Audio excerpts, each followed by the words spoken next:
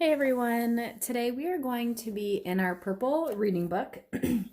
We are going to be talking about understanding persuasive texts. So I know at the beginning of the week, Mrs. Hoy went over this anchor chart with you, and we're going to go over that again. You do not need to turn there, but I just want to go over it quickly before we start.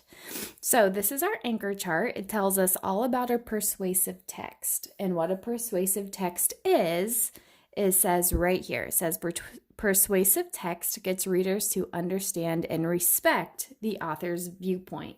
So the author is trying to get his readers to understand and respect how he feels on something.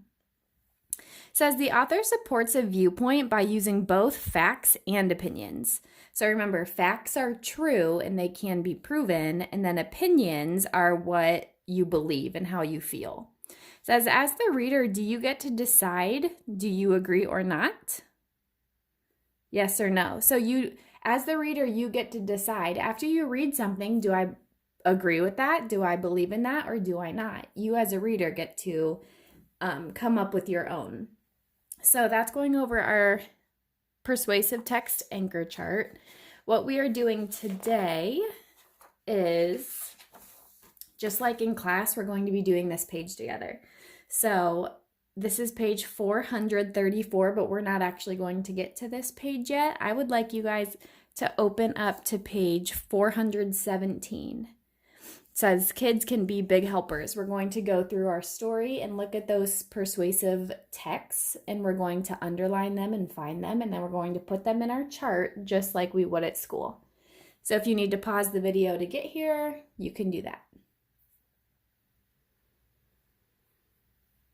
Okay, so if you open up to the first page, we have the first one up here. Remember, it says understand persuasive text. So I'll read it to you. It says underline words that tell what the author wants to persuade the reader to believe.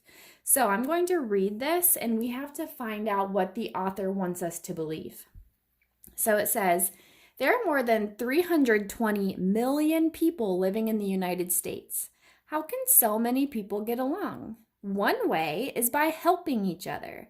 Every day, millions of Americans help other Americans. Many of these helpers are students, and kids can be big helpers.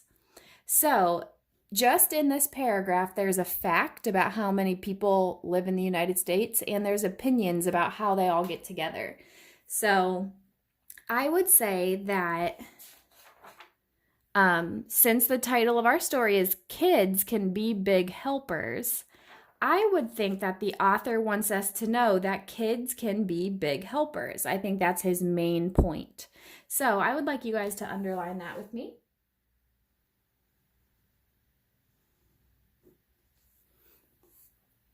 And then we will move on to the next part. So turn the page. Turn the page. Here's another one, understand persuasive text. So again, it says underline one reason the author gives in the paragraph to convince you that kids should help others. So right here we have a text feature. We have a, oh my goodness, it's leaving my brain. It's not a caption. Okay, we'll move on. So it says helping others is an important way to be a good citizen. And then it talks about what good citizens are. It says good citizens pay attention to issues and problems in their community. Then it gives an example. For example, some people may not have enough food to eat, or maybe children don't have a place to play outside. Different communities have special problems. Volunteers can work together to help in a variety of ways. So again, we have facts and opinions, but it says the author wants kids to help out. Why do we think that? It gives us a reason right here. It says helping others is an important way to be a good citizen. I think that right there is what the author wants us to know, the reason that we should help.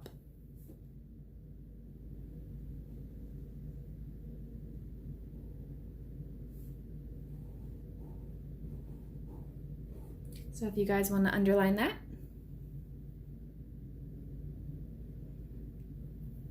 And then we can move on. Turn the page. Turn the page. Here's another. Understand persuasive text. So underline a reason the author gives in the text for helping people. So again, we are looking at why we should be helping other people, why the author wants us to think that we should do that. Right here, it says helping others is good for people. Then under it says, believe it or not, helping others is good for your health. And then it tells you why it's good for your health. It says it makes people happy. It makes them more successful. So there's a lot of reason why it's good for your health. So that third reason the author wants us to help other people is because it's good for our health. So we're going to underline that first sentence.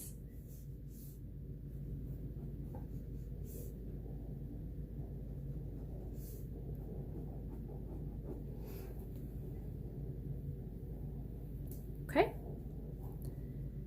we're gonna keep going.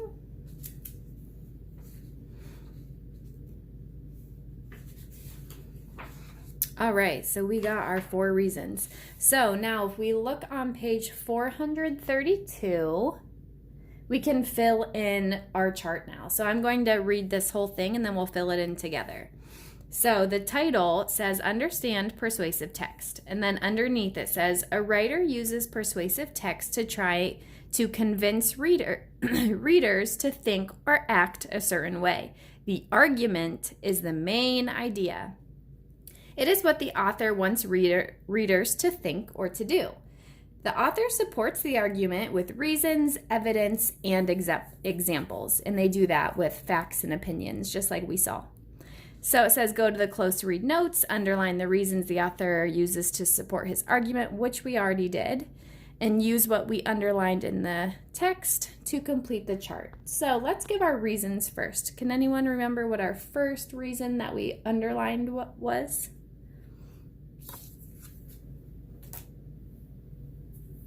So I hope you remembered, but the first one we underlined was kids can be big helpers. So that's what we're going to write in reason 1. Kids can be big helpers.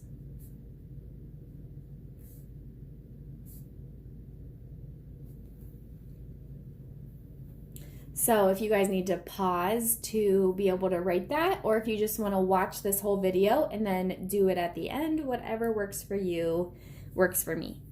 Okay, so now we have to think back to that second thing we underlined. And remember, friends, when we don't remember something, we can go back into our text and find it.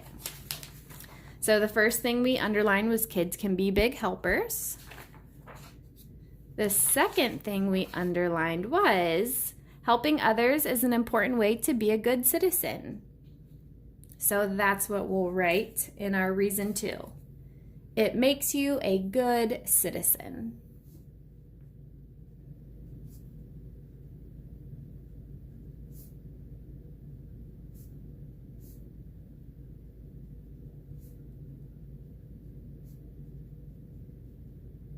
Okay. Again, if you need to pause or if you want to do it all at the end, that works for me. All right, the third reason. So we're going to go back in our text and find the third thing that we underlined. So, believe it or not, helping others is good for your health. So we're going to go back to our chart, and we're going to write that as our third reason. Helping others is good for your health.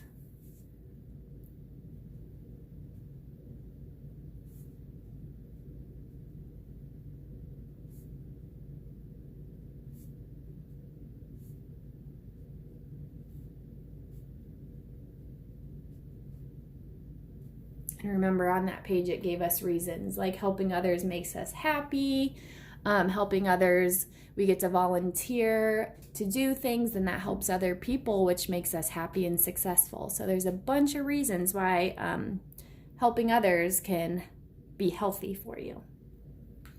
Okay, if we go back to the last thing that we underlined, good for your health. Did we only underline 3? 1, 2, 3. Oh, weird. Huh. So we only underlined 3. So we could all come up with our own reason for. There's a bunch of ways that we can help other people. Helping other people also can be a very kind thing for us to do, and we're always trying to be better and kind people. So for reason 4, we can write, it is kind to help others.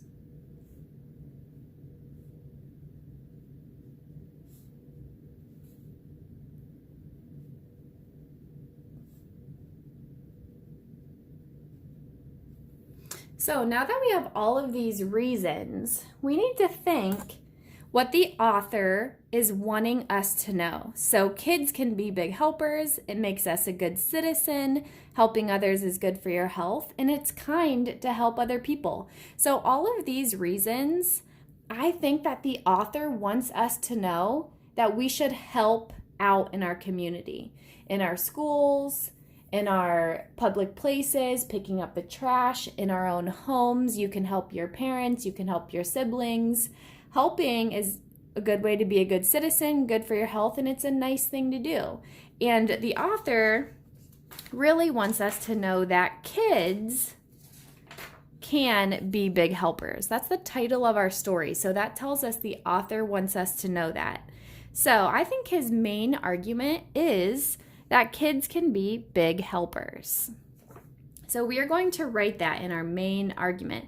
I know we have it right here, but this is the way, these are reasons why we should be helping others. So if I'm going to write this, and then you guys can pause the video and finish, or you can take a screenshot and finish when the video is done.